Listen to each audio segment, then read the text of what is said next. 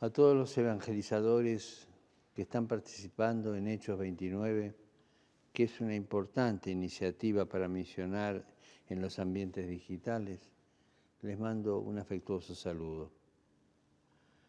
Que este encuentro los ayude a sentirse comunidad, como parte de la vida misionera de la Iglesia, que nunca tuvo miedo de ir al encuentro de nuevos horizontes y fronteras, y con creatividad y coraje anuncien la misericordia y la ternura de Dios.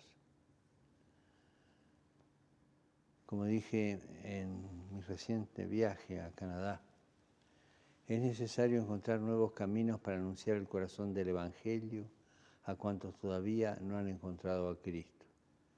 Y esto presupone una creatividad pastoral para llegar a las personas allí donde viven, no esperando que vengan allá donde viven, descubriendo ocasiones de escucha, de diálogo y de encuentro.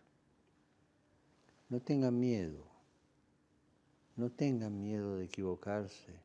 No me canso de repetir que prefiero una iglesia lastimada porque sale a las periferias existenciales del mundo que una iglesia enferma porque se queda encerrada en sus pequeñas seguridades.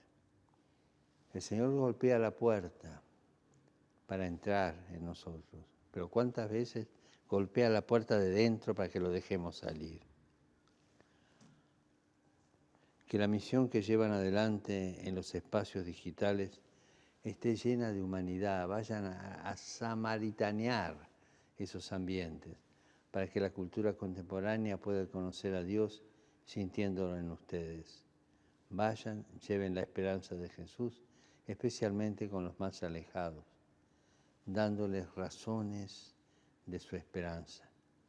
Que las palabras vayan acompañadas de la caridad y que la virtualidad fortalezca la presencialidad para que la red genere comunión que haga presente a Jesús en su cultura.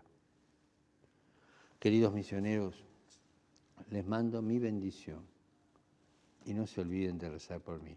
Gracias.